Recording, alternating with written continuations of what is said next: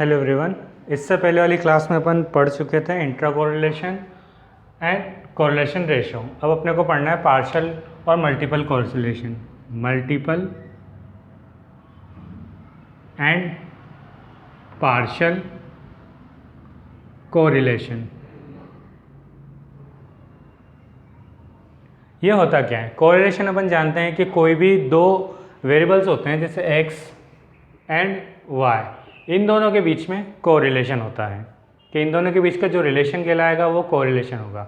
लेकिन कई बार ऐसा होता है प्रैक्टिकल में कोई भी दो एक दूसरे पे डिपेंड करते हैं लेकिन एक से ज़्यादा भी कर सकते हैं। जैसे क्रॉप्स होती हैं, वो कैसी होगी? वो एक पे डिपेंड नहीं होगी, कई चीज़ें हो सकती है, रेन हो सकती है एंड फर्टिलाइज़र हो सकते हैं, ऐसे बहुत सारे टर्म्स हो सकती है, बहुत सारी चीज़ें हो सकती है जिसकी वजह से क्रॉप्स इफ़ेक्ट करती है। तो ऐसा होता है कि एक से ज़्यादा पे भी रिलेशन निकाल सकते हैं। अब दोनों में डिफरेंस क्या है मल्टीपल एंड पार्शियल में? मल्टीपल क्या होता है कि बहुत सारे वेरिएबल हैं, उन पे एक का इफेक्ट पड़ेगा, इस एक का इफेक्ट सब पे है तो वो मल्टीपल कोरिलेशन होगा। अब पार्शियल में क्या है कि कोई भी मान लेते हैं पार्शियल है तो तीन का मान लेते हैं अपने पास, जैसे ये तीन वेरिएबल है और इन दो का इस पे हो या इन दोनों का इस पे इफेक्ट हो, मतलब इसमें तो एक का इफेक्ट बाकी सब पे होता है, इसमें दो का इफेक्ट बाकी पे होता है। तो दो के लिए तो पार्शियल और एक के लिए मल्टीपल, ठीक है। इसमें तीन से ज़्यादा नहीं होंगे, वैसे अधिकतर अपन तो तीन ही यूज़ करेंगे, ज़्यादा हो सकते हैं तो बाकी दो का तीसरे पे, ये पार्शियल कोरिलेशन होता है। मल्टीपल कोरिलेशन में एक का बाकी सब पे। इनको लिखने का तरीका भी ऐसे ही होगा, जैसे इसमें 1 का है बाकी पे 2 3 का, लेकिन इसमें होगा 1 2 का किस पे है 3 का, ठीक है। तो जिसका इफेक्ट पड़ना है वो आगे लिखा जाएगा और जिस पे इफेक्ट पड़ना है वो पीछे लिखा जाएगा। सेम ऐसे ही इफेक्ट अपन 1 2 का 3 पे कर रहे हैं तो 3 बाद में है, 1 2 पहले है, ठीक है। अब इसके कुछ नोटेशन देख लेते हैं, यूल्स नोटेशन। डेफिनेशन बुक से देख लेना, यही लिखी हुई है same.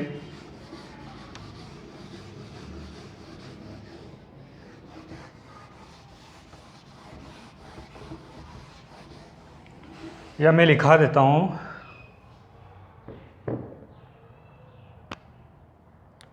First, when one variable are associate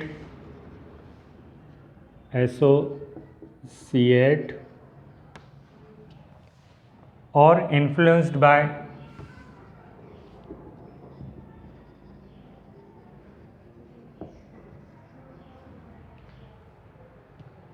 other variable,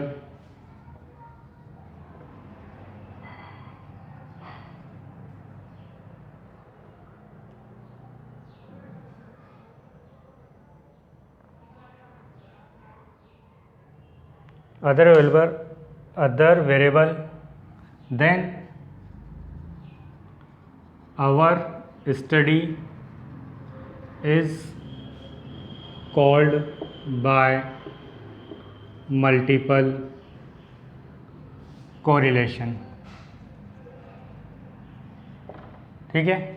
कोई भी एक वेरिएबल और के साथ एसोसिएट हो या उनसे इन्फ्लुएंस्ड हो या वो इनसे इन्फ्लुएंस्ड हैं तो जो अपन स्टडी करेंगे वो मल्टीपल कोरिलेशन कहलाएगी। सेम पार्शियल में क्या होगा? Let in a trivariate distribution,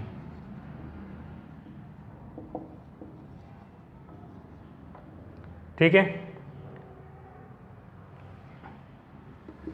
we are interested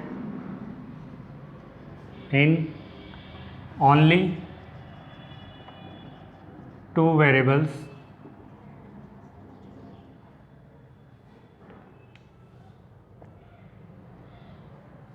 then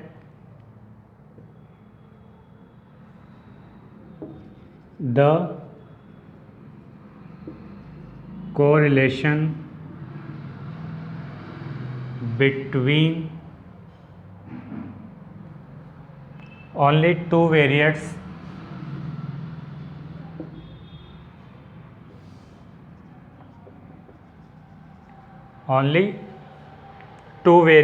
eliminating the linear effect of other variates, eliminating to the linear effect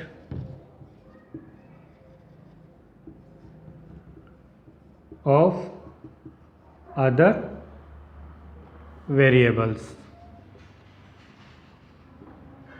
ठीक है, और this study is called by partial correlation.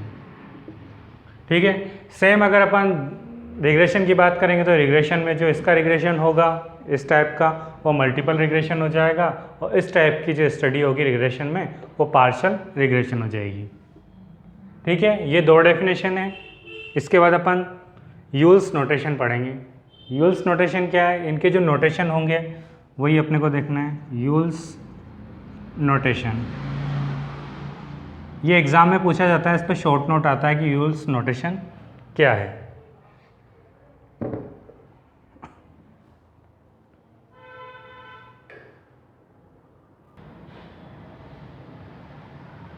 देखो यूल्स notation क्या है कि नोटेशन क्या क्या होते हैं पार्शियल और मल्टीपल कोरिलेशन है मल्टीपल रिग्रेशन में। अपन रिग्रेशन वाला पढ़ेंगे ऑटोमेटिकली, और मल्टीपल कोरिलेशन उसमें भी यही काम आएंगे। देखो, एक अपन ने कंसिडर किया एक डिस्ट्रीब्यूशन जिसके अंदर तीन वेरिएबल है x1, x2 एंड x3। ठीक है, तो equation of plane of regression क्या होगी, x on x2 and x3 पे, मतलब x जो है x1 जो है वो x2 और x3 पे रिग्रेशन निकालना है। तो x1 क्या हो जाएगा, equal to a plus b12.3 x2 plus x13 sorry यहाँ पर b आएगा b13.2 x3। ये लिखने का तरीका है प्लेन ऑफ रिग्रेशन। अपन कैसे लिखते थे, रिग्रेशन में इस टाइप से लिखते थे x प्लस b, इस टाइप से समथिंग कुछ ऐसा ही लिखते थे लीनियर रिग्रेशन में। तो ये लीनियर रिग्रेशन की टाइप ही है, बस यहाँ पर एक से ज़्यादा है तो अपन एक से ज़्यादा पॉइंट लिखे हैं। नेक्स्ट, अब इनका मीन निकालना है। अब मीन निकालेंगे तो ये सब उसी के अकॉर्डिंग, ये x2 x3 ये खुद के रेस्पेक्ट में निकालें, तो ये सारे ज़ीरो हो जाएंगे। x1 का मीन भी ज़ीरो, एक्सपेक्टेशन ज़ीरो, x2 का भी एक्सपेक्टेशन ज़ीरो और x3 का भी एक्सपेक्टेशन ज़ीरो। तो इस पूरे का एक्सपेक्टेशन निकालेंगे तो ये ज़ीरो, ये ज़ीरो, ये ज़ीरो, तो a इक्वल टू क्या हो जाएगा, ज़ीरो। अब इसको इसमें रखेंगे तो क्या हो जाएगा, plane of regression x1 equal to b12.3 x2 plus b13.3 2 x3। अब ये क्या है, ये दोनों पार्शियल रिग्रेशन कोफिशिएंट है। मैंने पहले ही बताया था कि अगर इस टाइप से हो b1.3 तो ये तो मल्टीपल का होगा, और 13.2 ये हो जाएगा पार्शियल का। ठीक है, इस टाइप से याद रखना। अगर पॉइंट से पहले फर्स्ट सबस्क्रिप्ट इसको बोलेंगे फर्स्ट सबस्क्रिप्ट और बाद वालों को बोलेंगे सेकंड सब्सक्रिप्ट। पहचानने का तरीका यही है, अगर मल्टीपल में होगा तो फर्स्ट में सिर्फ एक ही पॉइंट होगा, और अगर पार्शियल का होगा तो फर्स्ट में दो पॉइंट होंगे। ठीक है, अब मल्टीपल में अगर सेकंड में एक से ज़्यादा है तो अपन बता नहीं सकते, लेकिन फर्स्ट से ही पता चलेगा कि फर्स्ट से मल्टीपल है या पार्शियल है, क्योंकि पार्शियल एस टाइप से भी हो सकते हैं b13.24, यहाँ भी दो है, ये भी पार्शियल ही है क्योंकि आगे दो है। चलो आगे देखते हैं क्या b12.3 and b13.3 partial regression coefficient है। अब क्या होगा, एस्टीमेट निकालना है। इसको एस्टीमेट, जो अपने पास ये टर्म आई है ना ये वाली, इसको कहते हैं एस्टीमेट। ठीक है, इसको एस्टीमेट कहेंगे। अब करना क्या है, इसको इसमें चेंज करना है कि 1 किस पर है, ये तो क्या अलग अलग के लिए था, x1 पे भी था और x1 x2 पे भी था और x3 पे भी था। अपने को एक कंबाइन करके देना है कि x1 का जो है वो 2 3 से इन्फ्लुएंसर है। तो इसके लिए क्या होगा, इस x1 में से ये वाली टर्म घटा देंगे तो ये वाला आ जाएगा, इसको इधर लेके आएंगे तो ये माइनस, तो ये वाली टर्म बचेगी। अब इसको क्या कहते हैं अपन, E1.23, तो x1 माइनस E1.23, यही कहलाता है एरर ऑफ एस्टिमेशन। ये याद रखना, ये एरर ऑफ एस्टिमेट और कहलाता है। ये रेजिडुअल अपन पूरा आगे पढ़ेंगे, काफ़ी बड़ा है रेजिडुअल का, इन सबके अलग अलग निकालने के। तो ये यूल्स नोटेशन थे, ये शॉर्ट नोट में आता है तो मैं इससे ज़्यादा लिखना नहीं है, सिर्फ ये इतना ही है, ठीक है। नेक्स्ट अपन पढ़ेंगे प्लेन ऑफ रिग्रेशन, वो अपन नेक्स्ट क्लास में पढ़ेंगे। अभी सिर्फ इतना ही था, नेक्स्ट क्लास में प्लेन ऑफ रिग्रेशन पढ़ेंगे, उसके बाद रेजिड्यूज पढ़ेंगे, ठीक है। आज के लिए बस इतना ही है।